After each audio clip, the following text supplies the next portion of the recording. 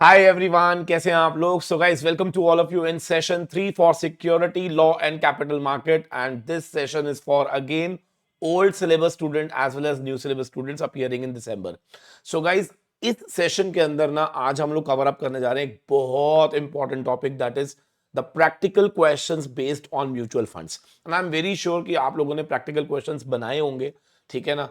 But मेरा कोशिश रहेगा कि आप लोगों को एक यूनिवर्सल मेथड दूं ताकि आप लोगों का सोचने का तरीका और बेहतर हो सके और आप उसको और बेटर तरीके से अटेम्प्ट कर सके, राइट. तो अभी के इस सेशन के अंदर 30 मिनट के अंदर we will be attempting around 4 to 5 questions जो कि पास स्कैनर में आए थे रिलेटेड टू म्यूचुअल फंड, और उससे भी ज्यादा मैं कोशिश करूंगा to make you understand the basic concept for those practical questions, right. आइए स्टार्ट करते हैं. अच्छा, पहले दो वीडियोस हमने देखे ना, पहले दो sessions, I am very sure आप लोगों को मजा आया होगा, ठीक है. और ये है मेरा तीसरा सेशन और आई एम वेरी श्योर इसमें आपको और ज्यादा मजा आएगा. हर सेशन के अंदर I will try my best कि आप लोगों को इतना मजा आए. और हाँ, इसको कैसे देखना है, 1.5x 1.25x इस तरह से आपने इसको फटाफट से खत्म करना है. चलो, तो सबसे पहले तो मैं आपको बताता हूँ कि म्यूचुअल फंड्स में होता क्या है. And I am very sure आप सबको मालूम होगा कि म्यूचुअल फंड्स में क्या होता है.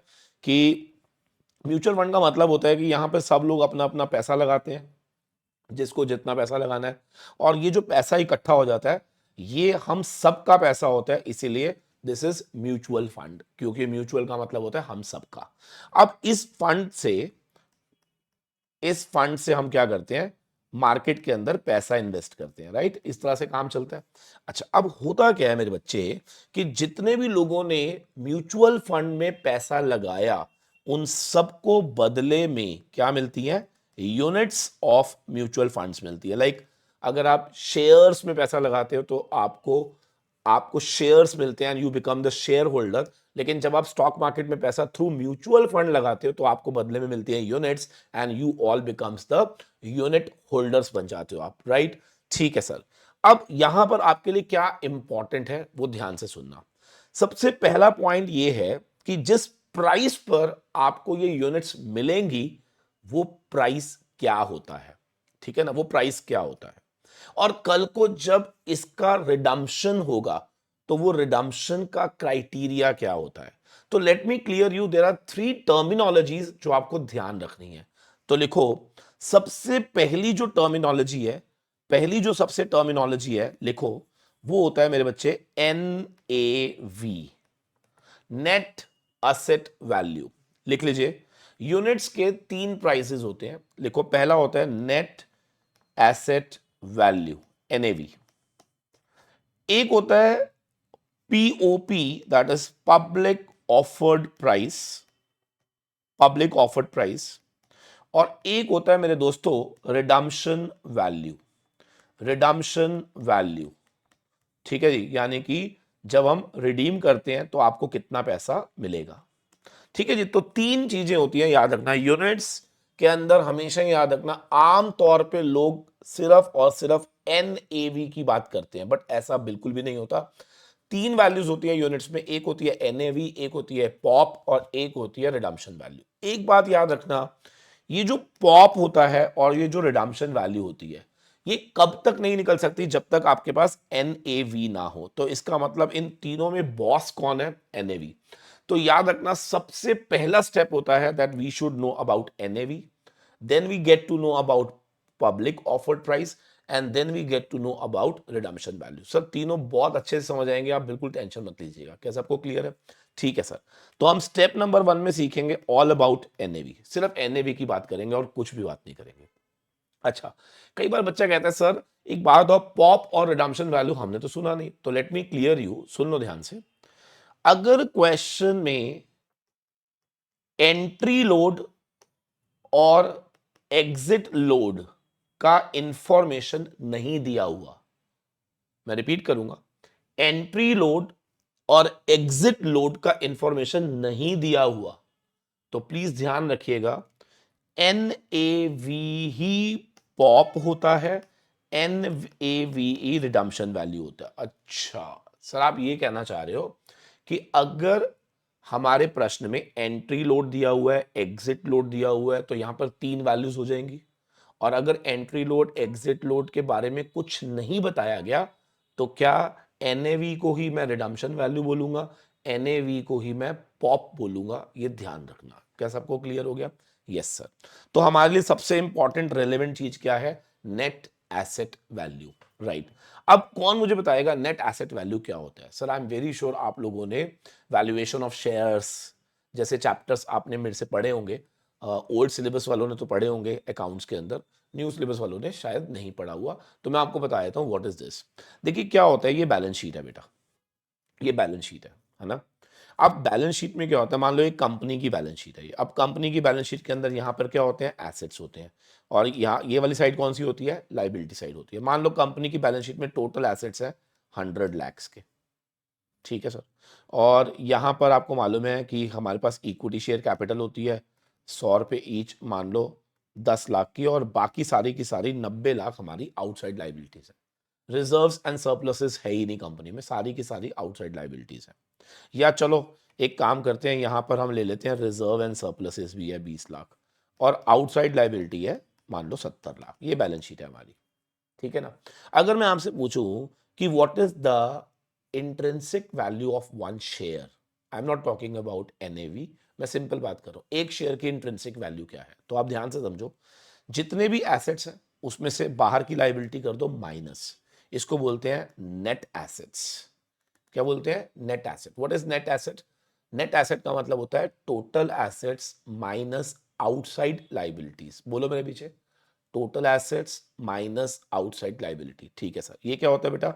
नेट एसेट्स होता है। तो 100 में से 70 गया, क्या नेट एसेट कितना हो गया? 30 लाख।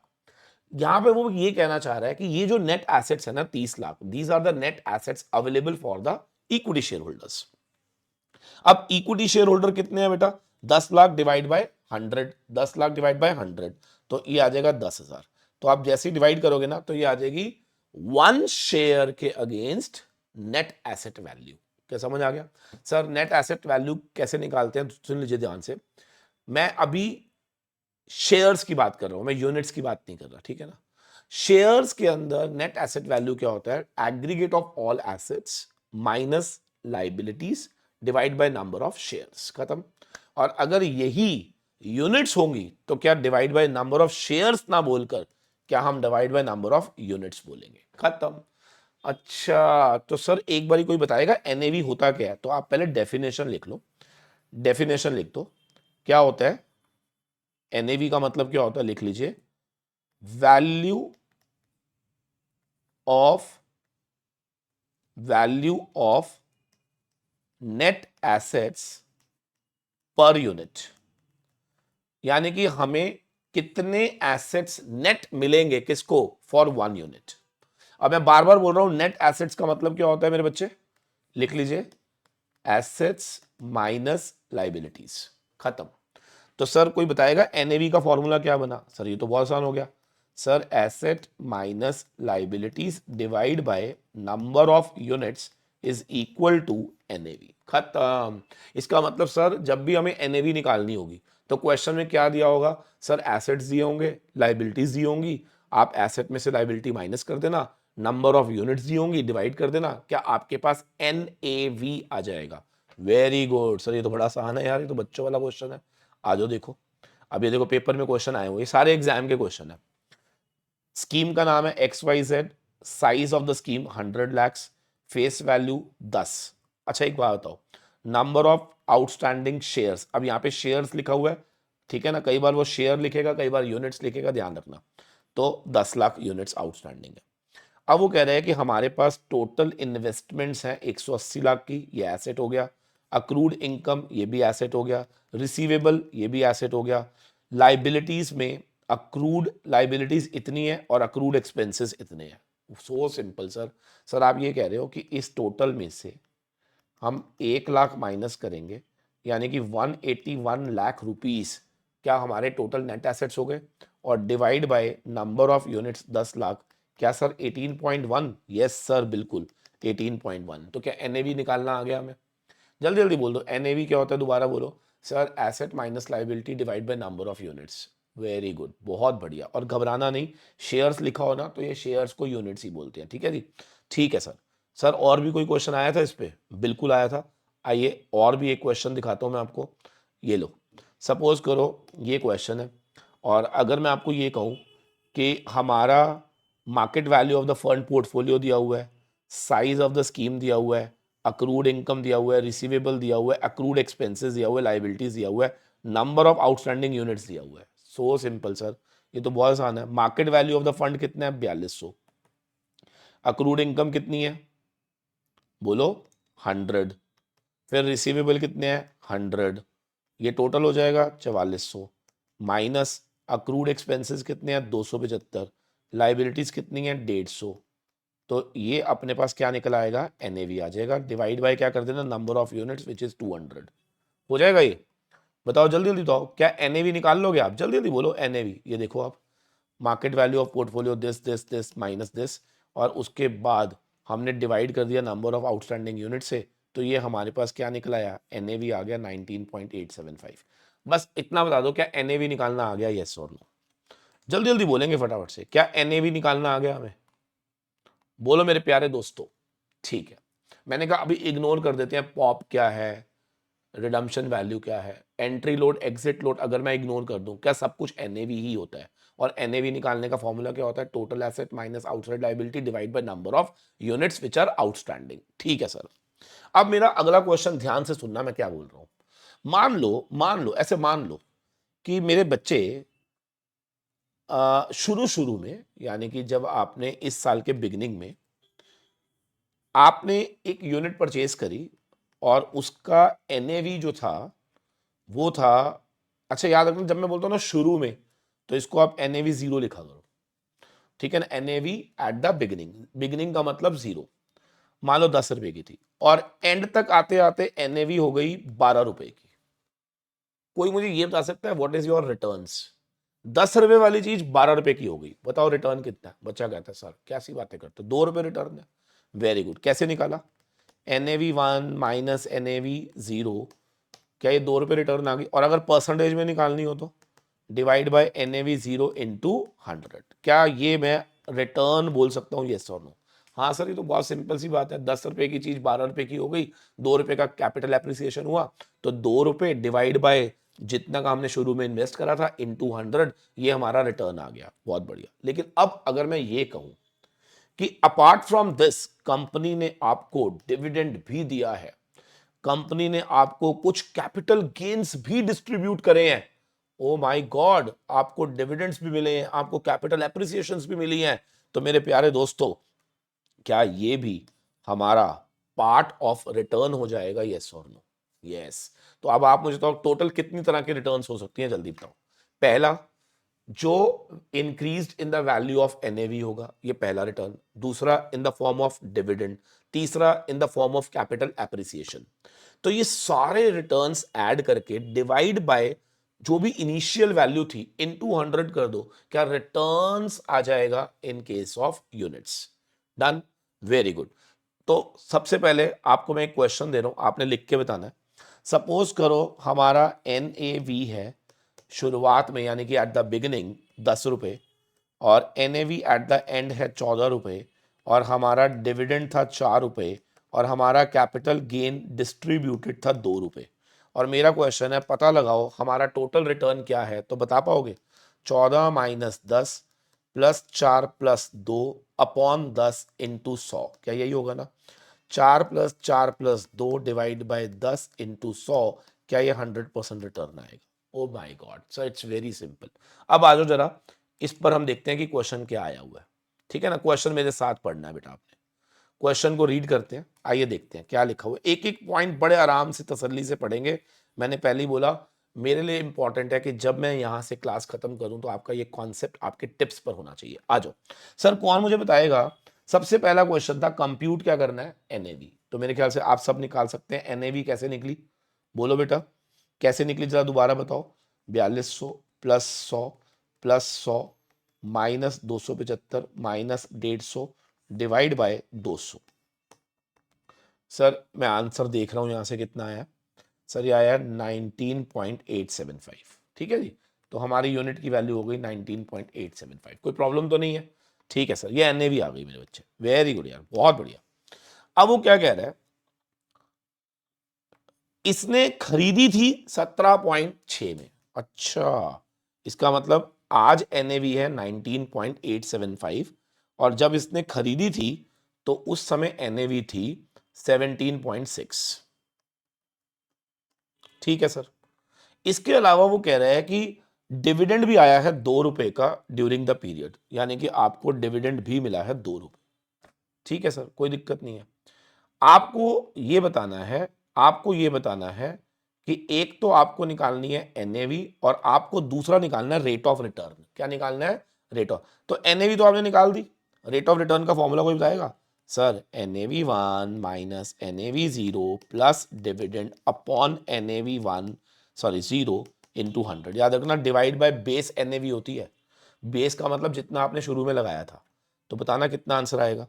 सर 19.875 माइनस 17.6 प्लस 2 रुपए का डिविडेंड डिवाइड बाय सब 17.6 into 100। I hope everybody is clear. जल्दी बता दो फटाफट से। तो आप देख सकते हो यहाँ पर इन्होंने यही करा होगा, I am sure for this.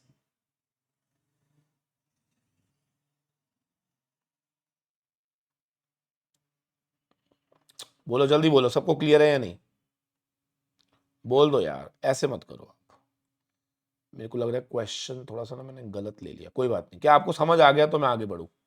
बहुत सिंपल है सर, आपको एनएवी निकालना आ गया, asset minus liability divide by number of units. और अगर आपको रिटर्न निकालने की बात करूं तो इनिशियल एनएवी और एंड वाली एनएवी और इसके अलावा जो भी डिस्ट्रीब्यूशंस थे वो आपको पता होने चाहिए थे। क्या यहां तक क्लियर है? यस सर, बिल्कुल समझ आ गया सर। ठीक है, अब एक क्वेश्चन हम अब और करेंगे, will try to understand the concept again. ठीक है, इधर देखेंगे मेरे बच्चे। अब ये क्वेश्चन आया पेपर के अंदर और ये इतना फेवरेट क्वेश्चन है ना भाई, मैं तुम्हें बता नहीं सकता। एग्जामिनर का मोस्ट फेवरेट क्वेश्चन इतनी बार पेपर में आ चुका है, अगर आपने इसको तमीज से सीख लिया तो आपको ऐसे ही क्वेश्चन पेपर में रिपीट हो सकता है। ठीक है, तो बड़े आराम से समझना है आपने। ठीक है, देखो जरा ध्यान से वो क्या कह रहा है। एक mutual fund having 300 units has shown NAV of 8.75 and 9.45 at the beginning and eight the and. चलो लिखो सारे। एनएवी एट द बिगनिंग 8 रुपये 75 पैसे, एनएवी एट द एंड 9 रुपये 45 पैसे। ठीक है, ठीक है सर। फिर इसके अलावा म्यूचुअल फंड ने आपको दो ऑप्शन दी हुई हैं। ऑप्शन नंबर 1 कि वो 75 पैसा पर यूनिट आपको क्या देगा? डिविडेंड 0.75 और 60 पैसे वो आपको देगा कैपिटल एप्रिसिएशन। ठीक है सर, कोई प्रॉब्लम नहीं है, बिल्कुल सही है सर। ठीक है जी, तो ये ऑप्शन नंबर 1 है। या वो कह रहे हैं कि आप क्या करो, these distribution are to be reinvested, मतलब हम इनको री इन्वेस्ट कर देते हैं और at an average NAV of 8.67 पर 8.65 पर यूनिट। अब ये क्या कह रहा है, 2 मिनट के लिए बड़े ध्यान से समझना आपने, मजा आ जाएगा अगर आप इसको लॉजिक समझोगे तो। सर समझाओ, फिर आ जाओ। देखो सबसे पहले ना एक काम करते हैं। अगर मैं आपको ये कहूं कि ऑप्शन 1 में नंबर ऑफ यूनिट्स है 300, नंबर ऑफ यूनिट कितनी है? 300। बस आप मुझे इतना बता दो कि मेरी रिटर्न कितनी है। बस छोटा सा क्वेश्चन है मेरा। बच्चा कहता है सर बड़ा आसान है। देखो सर, आपने कहा NAV 1 minus NAV 0 plus D1 plus capital appreciation divide by NAV 0 into 100। क्या यही बताया था मैंने? जरा निकालना, जरा आंसर कितना आएगा। सारे बच्चे फटाफट से निकालो, what will be your answer. सबने निकालना है, वेरी गुड, बहुत प्यारे बच्चे हैं। सर 9 रुपये 45 पैसे माइनस 8 रुपये 8 रुपये 75 पैसे प्लस D1 कितना है? 0.75 plus capital appreciation 60 upon 8.75 into 100। Please जरा सारे बच्चे सॉल्व करके दिखाओ, जल्दी जल्दी वाला, सबने सॉल्व करना है। Come on everybody. सर मैं भी कर दूं क्या? मैं भी कर देता हूं। 9 रुपये 45 पैसे में से 8 रुपये 75 पैसे गए, plus 0.75 plus 0.6 divide by 8.75 into 100। Sir ये आ गया 23.42%। सब पहले यहां तक नोट कर लो बच्चे। इसका मतलब अगर हम उसकी पहली बात मान लें कि वो हमें डिविडेंड भी दे रहा है, कैपिटल एप्रिसिएशन भी दे रहा है, सब कुछ दे रहा है, तो उस केस में मेरी रिटर्न जो बनेगी दैट विल बी 23.4285%। प्लीज इसको लॉक कर लीजिए। हो गया। अब दूसरा पार्ट ना मैं बता रहा हूं, बहुत सारे बच्चों को समझ ही नहीं आता वो बोल क्या रहा है, तो पहले वो सुनेंगे आप मेरे से, है ना। 2 मिनट के लिए पेन बंद कर दो, सारे पेन बंद कर दीजिए। मेरे को पक्का यकीन है कि आपको ये वाला पार्ट समझ आ गया, 23.43%, है ना। अब ध्यान से सुनना वो क्या कह रहा है, सुनेंगे। Are you ready? ठीक है। देखो, 8 रुपए 75 पैसे इंटू 300, आपने इन्वेस्ट कितना करा, बस ये बता दो। सर आपने 300 यूनिट्स खरीदी थी 8 रुपए 75 पैसे के हिसाब से, तो बेटा याद रखना आपने 2625 रुपए इन्वेस्ट करे। डन। अब आपको मिल क्या रहा है? रिटर्न्स की बात हो रही है, रिटर्न्स की बात हो रही है, बड़े ध्यान से सुनना। वो कहता है कि सर ये जो डिविडेंड है ना 0.75, और ये जो कैपिटल एप्रिसिएशन है जो कि कितना, देखो कैपिटल एप्रिसिएशन कितना है, 60 पैसे। 60 पैसे यानी कि टोटल कितना हो गया, 1 रुपए। टोटल कितना हो गया जल्दी तो सर? टोटल हो गया 1 रुपए 35 पैसे, if I am not wrong, yes. Into 300, into 300, क्योंकि आपके पास 300 यूनिट है, 405 रुपए। वो कह रहा आप एक काम करो ना, 405 रुपए आप मेरे से मत लो, 405 के बदले में जो भी करंट प्राइस पे, जो भी करंट प्राइस चल रहा होगा उस पर आप मेरे से यूनिट्स ले लो। मतलब पैसा मत लो, आप ये पैसा री इन्वेस्ट कर दो और मुझसे क्या ले लो, यूनिट्स ले लो। अगर आप ऐसा करते, दिमाग लगाना, तो मेरे प्यारे दोस्तों, जब ये री इन्वेस्ट हो रहा था उस समय एनएवी कितनी थी, 8 रुपए 65 पैसे।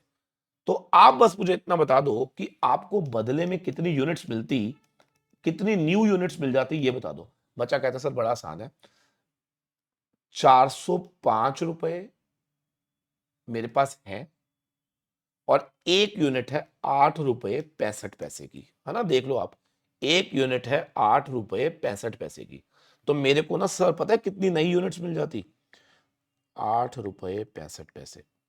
सर मेरे को ना 46.82 नई यूनिट्स मिल जाती। ठीक है, इसका मतलब आपने कहा भाई मुझे पैसे वैसे नहीं चाहिए, आप मेरे पैसे को क्या कर दो, री इन्वेस्ट कर दो। तो उन्होंने कहा ठीक है, री इन्वेस्ट जिस रेट पे करा वो उस समय का प्रिवेलिंग रेट होगा, और उस समय हमारी एनएवी कितने की चल रही थी सर? उस समय हमारी एनएवी चल रही थी 8 रुपए 65 पैसे की। तो आपने कहा कोई बात नहीं, मुझे इस पैसे के बदले में मुझे पैसा नहीं चाहिए, यूनिट्स दे दो। तो अब आप मुझे बताओ, आपके पास शुरू में यूनिट्स कितनी थी, 300। अब आपने ड्यूरिंग द ईयर कुछ भी नहीं लिया, बस आपसे यूनिट्स ले लिया आपने, तो आपके पास एंड तक आते आते यूनिट्स कितनी हो गई, 300 यूनिट पहले से थी, 46.82 यूनिट आपके पास और आ गई। क्या आपके पास इतनी यूनिट्स टोटल हो गई होंगी एंड तक आते आते? हाँ। और एंड तक आते आते इसका प्राइस बढ़कर हो गया 9 रुपए 45 पैसे। तो सर 9 रुपए 45 पैसे की अगर ये यूनिट्स हो जाएंगी, तो आप बस मुझे इतना बता दो कि एंड में आपकी टोटल यूनिट्स की वैल्यू क्या होगी, बस ये बता दो। सर 346.82 इंटू 9.45, सर ये आ जाएगी 3277.5, ये आ जाएगी आपके पास investment value at the end. Sir बात तो सही है, शुरू में मैंने कितने लगाए थे सर, 2625 रुपए। एंड तक आते आते वो पैसे कितने बढ़कर हो गए, 3277.5। तो क्या रिटर्न बता सकते हो? हाँ, 3277.5 माइनस 2625 अपॉन 2625 इंटू 100, ये मेरी रिटर्न आ जाएगी। जरा चेक करना।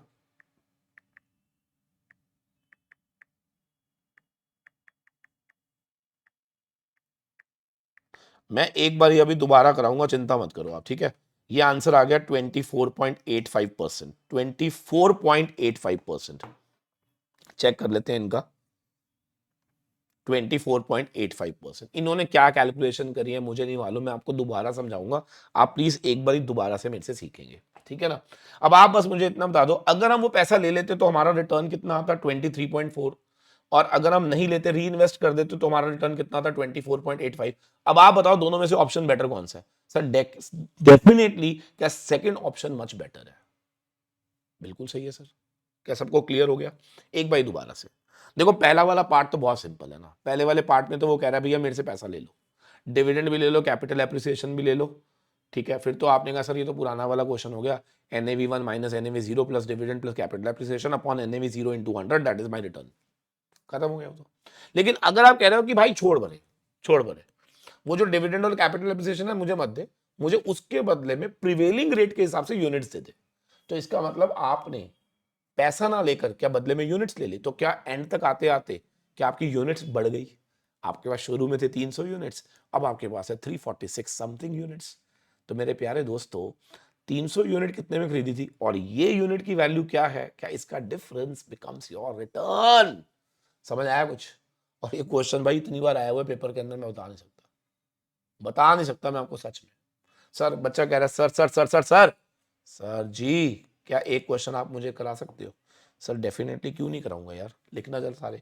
ये क्वेश्चन मैं लिख रहा हूं, सारे बच्चों ने जितने बच्चे वीडियो देख रहे हैं सब ने ये सॉल्व करके नीचे मुझे आंसर देना है, ठीक है। सब ने सॉल्व करना है और नीचे आंसर देना है। मैं चेक करूंगा, अगर गलत पाया गया तो मैं अगले सेशन के अंदर उसको करेक्ट आंसर दूंगा, ठीक है। या सही रहेगा ना? ऐसे लिखो, लिखो NAV0 थी 100 रुपए, NAV1 थी 120 रुपए, डिविडेंड था 5 रुपए, कैपिटल एप्रिसिएशन था 8 रुपए, और आपके पास नंबर ऑफ यूनिट्स थी 200, ठीक है। सिंपल है, ठीक है। Find returns. एक्चुअली में ये क्वेश्चन यही है, देखो कितना प्यारा लग रहा है, बट उधर देखते तो ऐसा लगता है भाई क्या कर दिया इन्होंने। भाई यही क्वेश्चन है ये, फाइंड क्या करो? रिटर्न्स। अब दोबारा सुनो, find returns if dividend and capital gains are reinvested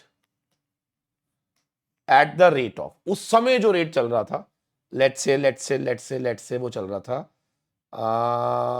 105 रुपए, ठीक है जी। तो ये मेरा क्वेश्चन है।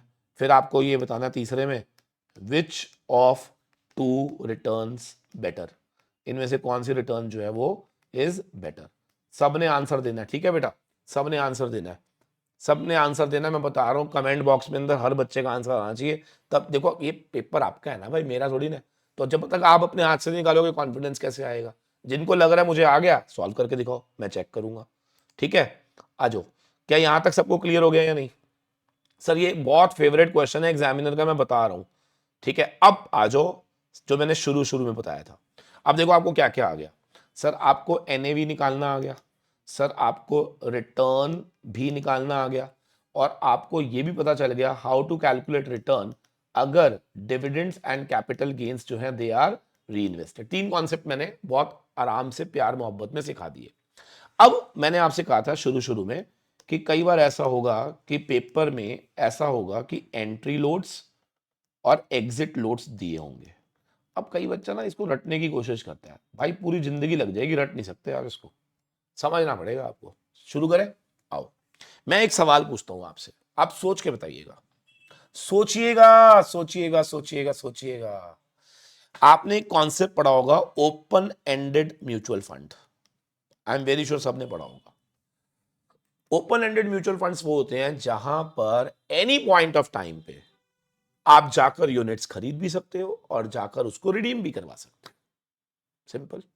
ओपन एंडेड म्यूचुअल फंड्स में किसी भी समय पे जाकर आप यूनिट खरीद भी सकते हो और यूनिट रिडीम भी करवा सकते हो। मान लो आपके पास नहीं है तो आप खरीद सकते हो, और आपके पास है तो आप उसको रिडीम करा सकते हो, राइट? ठीक है। अब म्यूचुअल फंड कंपनीज क्या कहती हैं कि देखिए हमारी NAV चल रही है 102 रुपए, लेट्स से 102 रुपए NAV है। बस इतना बता दो, सोच समझ के बताना, मैं बता रहा हूं तुम्हारे को कसम लगेगी, सोच के बताना। ये 102 रुपए बुक वैल्यू है। अब म्यूचुअल फंड कंपनी गुरुद्वारे तो जाएगी नहीं रोटी खाने, तो बेटा उसको जो इतने बड़े बड़े उसने पोर्टफोलियो मैनेजर्स रखे हुए हैं, क्या उनको तनख्वाहें देनी है या नहीं? तो ये क्या कहते हैं कि भैया हम ना बायर से और सेलर दोनों के केसेस में हम कुछ कमीशंस लेंगे जिसको हम लोड्स बोलते हैं, ठीक है ना? सिंपल है ना? लोड का मतलब काइंड ऑफ कमीशंस, दोनों से लेंगे हम। जो हमसे खरीदने आएगा या जो अपनी यूनिट बेचकर रिडीम करवाएगा। मैं सिर्फ एक सवाल पूछूंगा, अगर आपने जवाब देना सोच के। अगर 102 रुपए है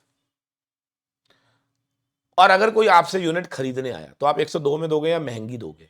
महंगी देंगे। तो पॉप हमेशा हायर होता है किससे? एनएवी से। और अगर 102 रुपए के प्राइस पर कोई रिडीम कराने आ रहा है तो आप उसको कम दोगे। क्यों? आप अपनी कमीशन काट के क्या उसको दोगे? Yes sir. तो याद रखना, एग्जिट लोड की वजह से जो रिडम्पशन वैल्यू होती है वो लेस देन एनएवी होती है। Sir sir sir sir sir sir दोबारा बताओ यार, क्या कर रहे हो आप? क्या कर रहे हो? बम फेंक रहे हो आप तो।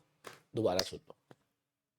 एनएवी क्या होती है? NAV is the book value, है ना। अब मैं बिजनेस कर रहा हूं तो मेरे को मालूम है कि इसी वैल्यू पे बायर भी आएंगे और सेलर्स भी आएंगे। मेरे को बस इतना याद रखना है कि बायर से मुझे ज्यादा पैसे लेने हैं और सेलर को कम देने हैं। ये समझ आ रहा है? क्यों? मैं दूंगा कम, लूंगा ज्यादा, तभी तो मेरी कमाई होएगी ना। सोच के देखो, सोच के देखो। 102 रुपए से ज्यादा लूंगा, जब मेरे से कोई खरीदेगा उस पर कमीशन भी जोड़ दूंगा, ठीक है ना। और बेचते समय यानी कि जब कोई बेचने आएगा तो मैं उसको क्या बोलूंगा? भाई 102 नहीं मिलेंगे, 100 रुपए मिलेंगे, तेरे को कमीशन काटूंगा मैं। सर बिल्कुल सही है। तो मेरे प्यारे दोस्तों, पॉप कैसे निकलता है ध्यान से सुनना। बायर्स के लिए, बायर्स के लिए जो एनएवी होती है ना, जो बायर्स के लिए एनएवी होती है वो आफ्टर, बोलो मेरे साथ, आफ्टर एंट्री लोड एनएवी होता है। इसका मतलब sir, public offered price 1 minus entry load will be equal to NAV. खत्म। इसका मतलब बायर्स के लिए जितने भी लोग खरीदने आएंगे उन्हें 102 में नहीं मिलेगी, उन्हें ज्यादा में मिलेगी, महंगे में मिलेगी, उन्हें महंगे में मिलेगी। ध्यान रखना मेरी बात को। तो बायर के लिए ये फॉर्मूला होता है pop into 1 minus entry load, मतलब एंट्री लोड कट जाएगा तब जाके वो 102 रुपए के बराबर आएगा। ठीक है सर। सर इसका मतलब आप ये भी कह सकते हो कि POP is equal to NAV upon 1 minus entry load. बिल्कुल सर, मैं ये कह सकता हूं। क्लियर हो गया सबको? जल्दी बोल दो फटाफट से। बोल दो ना यार, बोलो। नहीं बोलोगे? एक बार दोबारा बोलो। पॉप क्या होगा? NAV upon 1 minus entry load. तो आओ मैं आपको एक क्वेश्चन में इसी में लिख देता हूं। मान लो एंट्री लोड है 2%। चलो बताओ पब्लिक ऑफर प्राइस क्या होगा? पब्लिक को 102 में मिलेगा या महंगा? महंगा। कितना महंगा? लिखो जरा। 102 अपॉन 1 माइनस 0.02। सॉल्व करना जरा इसको। सर 102 अपॉन 0.98, सर ये आएगा 104.08। अच्छा, एनएवी 102 है, लेकिन जो खरीदने आएगा ना मेरे से उसको मैं कितने में बेचूंगा? 104.08 में। यानी कि जब वो 104.08 में खरीदेगा तब जाके क्या एनएवी 102 के बराबर आएगा, क्योंकि बाकी का जो पैसा है वो मैं क्या काट लूंगा? Entry load. ठीक है sir, done done done done, ये समझ आ गया सर। लेकिन जितने भी लोग रिडीम के लिए आते हैं वो कहते हैं सर हमें रिडीम कराना है, हमें पैसा दे दो, हमें पैसा दे दो। मेरे पीछे पीछे बोलो, हमें पैसा दे दो। तो अब हम क्या बोलते हैं, ध्यान से सुनना। ये पूरा नहीं मिलेगा, ये इंक्लूडिंग एंट्री लोड है, इसमें से एंट्री लोड कटेगा। ये इंक्लूडिंग क्या है सारे बोलो? Entry load. इसमें से क्या कटेगा? Entry load. अब क्योंकि ये इंक्लूडिंग एंट्री लोड है तो इसलिए divide by 1 plus entry load. Entry बोल रहा हूं, गलती से बोला, एग्जिट लोड। आप सिर्फ लिख लीजिए, मैं अभी 2 मिनट में क्लियर करूंगा।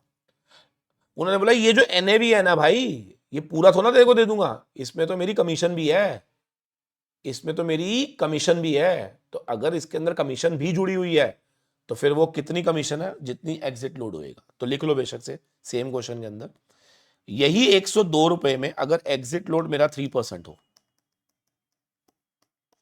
तो मेरे बच्चे रिडम्पशन वैल्यू कितनी होगी ये बता दो। Sir 102 divide by 1.03, sir redemption value आ जाएगी 99.029। अच्छा, मतलब ये तो बड़ा कमा रहे हैं यार। मतलब 102 रुपए की चीज है, एक्चुअल में 102 रुपए की है, बेचते हैं 104 में और वापस देते हैं 99 रुपीज। इतने पैसे की कमीशन खा जाते हैं ये। हाँ, समझ आ रही है? ये है म्यूचुअल फंड की गेम। समझ आ गया? जल्दी जल्दी बोल दो। तो अगर कोई पूछे पॉप में से कमीशन हटेगी तो एनएवी आएगा, और एनएवी क्योंकि इंक्लूडिंग कमीशन है तो उसमें से रिडम्पशन वैल्यू क्या होगी वो ऐसे निकाली जाती है। अब इस पर मैं आपको क्वेश्चन दिखा देता हूं, वो भी चेक कर लेते हैं। देखो ध्यान से देखना क्वेश्चन क्या है। क्वेश्चन पढ़ो मेरे साथ। कहता है सर रिडम्पशन प्राइस 48 है। लोड फ्रंट एंड लोड का मतलब एंट्री और बैक एंड का मतलब होता है एग्जिट, 3% 2% रिस्पेक्टिवली। आपको एनएवी निकालनी है। आपको क्या निकालनी है? एनएवी।